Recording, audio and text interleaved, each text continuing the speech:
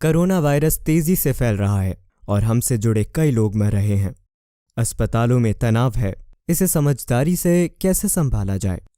तो मैं ये आप पर छोड़ रहा हूं कि आप लोगों की किस तरह मदद करना चाहेंगे ताकि वे ठीक से सोच सके और उनकी भीतरी शक्ति सबसे अच्छे रूप से उजागर हो, ताकि वे डर को खत्म कर सकें और बहादुर बनकर आत्मविश्वास से भर जाएं।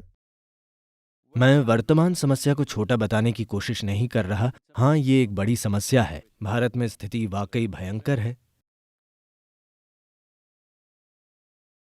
अब हमें इन दोनों चीजों में से एक चुनना है।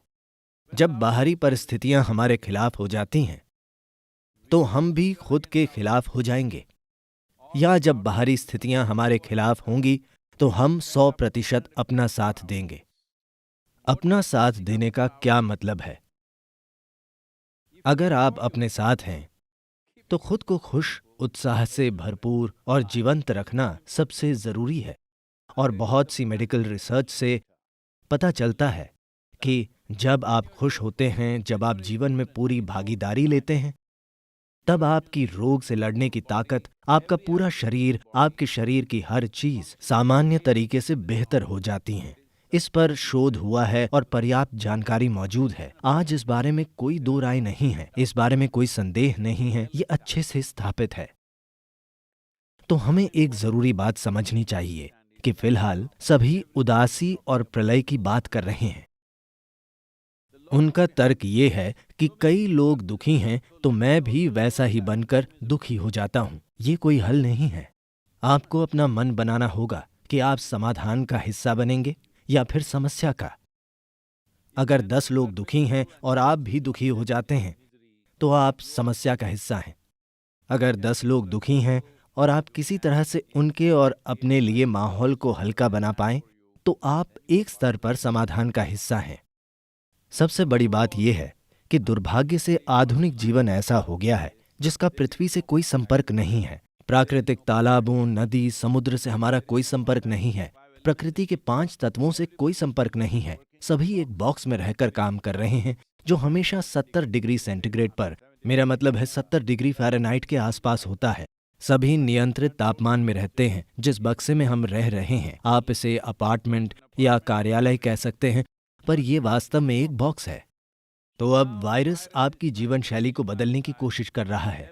आप सभी की ये शिकायत थी। अगर आप बेंगलोर या दिल्ली में काम कर रहे हैं तो आप हर दिन शिकायत करते थे कि ऑफिस जाने आने के लिए आपको 1.5 से 2 घंटे तक ट्रैफिक में सर्कस करना पड़ता है।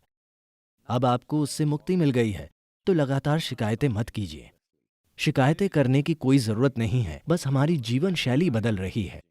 हमारे जीवन को हमें जिम्मेदार और सचेत व्यवहार से बचाना होगा। हमारा जीवन बिल्कुल नहीं बदला है, बस हमारी जीवन शैली बदल रही है। पर अगर आप जीवन शैली को ही जीवन मानते रहे हैं तो आप जरूर दुखी होंगे। तो आइए हम इस समझ को विकसित करें। आप क्या पहनते हैं, क्या चलाते हैं, कहाँ रहते हैं, इसका महत्व नहीं है। आप अपने भीतर कैसे रहते हैं, यही महत्वपूर्ण है। और फिलहाल ये महामारी हमें सिखा रही है, हमेशा ऐसा ही रहा है, लेकिन ये महामारी इसे उजागर कर रही है ताकि आप ये तय कर पाएं कि आपका जीवन महत्वपूर्ण है या आपकी जीवन शैली महत्वपूर्ण है। जीवन शैली तब महत्वपूर्ण हो जाती है जब हम किसी दूसरे से तुलना करते हुए जीते हैं। जब आप किसी और की तुलना में थोड़ा बेहतर जीना चाहते हैं, आप किसी दूसरे से अधिक पाना चाहते हैं, आप हर तरह से बेहतर होना चाहते हैं, आपके आसपास के लोगों से बेहतर। Let's leave this silly way of existence. Let's organize our lives in such a way that you're joyful. आइए इस मूर्खता को छोड़ दें। आइए अपने जीवन को ऐसे व्यवस्थित करें कि आप खुश हों, आप स्वस्थ हों, आपके परिवार के लोग खुश हों, आपके आसपास के लोग खुश हों। यही जीवन है। जीवन शैली में एक साधारण सा बदलाव आने को समस्या न बनाएं। अभी जिंदा रहना जरूरी है क्योंकि जीवन कीमती है। जीवन शैली कीमती नहीं है, जीवन कीमती है। जीवन क्या है और जीवन शैली क्या है, इस बारे में आपकी बुनियादी समझ का बदलना जरूरी है। अगर आप ये बदलाव लाते हैं तो आपके दिमाग में आपके द्वारा बनाया जा रहा गैर जरूरी तनाव काफी कम हो जाएगा।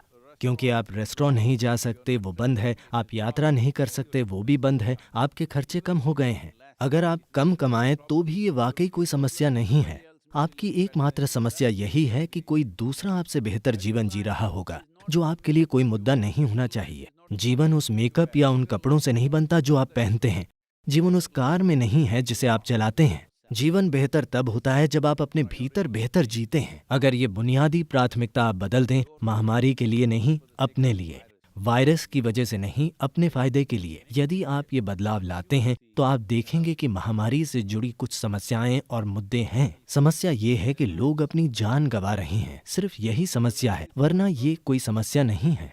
दुर्भाग्य से लोग अपना जीवन खो रहे हैं क्योंकि कोई देश इतना काबिल नहीं है कि अपनी पूरी आबादी या जनसंख्या के एक बड़े हिस्से को हॉस्पिटल में भर्ती कर सके। तो महत्वपूर्ण बात यह है कि किसी भी तरीके से हमें संक्रमण हो सकता है। जरूरी ये है कि जितना हो सके उसे खुद से दूर रखना। इसीलिए टीकाकरण अभियान बहुत महत्वपूर्ण है। टीकाकरण एक अंतिम समाधान नहीं है, पर टीकाकरण समस्या को टाल देता है। समस्या को टालने से चिकित्सा संस्थानों और बुनियादी ढांचों पर ज्यादा दबाव नहीं पड़ेगा और इससे मृतकों की संख्या को काफी नीचे लाया जा सकता है। लोगों का मरना जरूरी नहीं है, पर महामारी के दौरान आप सभी को ये बुनियादी जिम्मेदारी लेनी चाहिए। आपको ये प्रतिबद्धता लेनी चाहिए कि मैं संक्रमित नहीं होऊंगा। इसके लिए मुझे जो कुछ भी करना पड़े मैं करूंगा, पर अगर इन्फेक्शन होता है, मैं किसी तरह संक्रमित हो गया, तो मैं ये पक्का करूंगा कि ये किसी दूसरे तक न जाए। इतनी प्रतिबद्धता आपको लेनी चाहिए। मैं ये इसलिए कह रहा हूं कि इस महामारी की एक मुख्य और सरल बात यह है कि ये चूहों द्वारा नहीं फैलती, ये एक मच्छर द्वारा नहीं फैलती, ये किसी दूसरे पक्षी या जानवर या किसी और द्वारा नहीं फैलती, ये इंसानों से फैलती है। क्योंकि सिर्फ हम इस वायरस को फैलाते हैं, तो सबसे सरल समाधान ये है कि हम कुछ प्रोटोकॉल बनाए रखें ताकि हम इसे न फैलाएं। अगर आप वायरस नहीं फैलाते तो बात खत्म। अगर हर नागरिक ये कदम उठाता है तो बात खत्म, सफलता मिल जाएगी।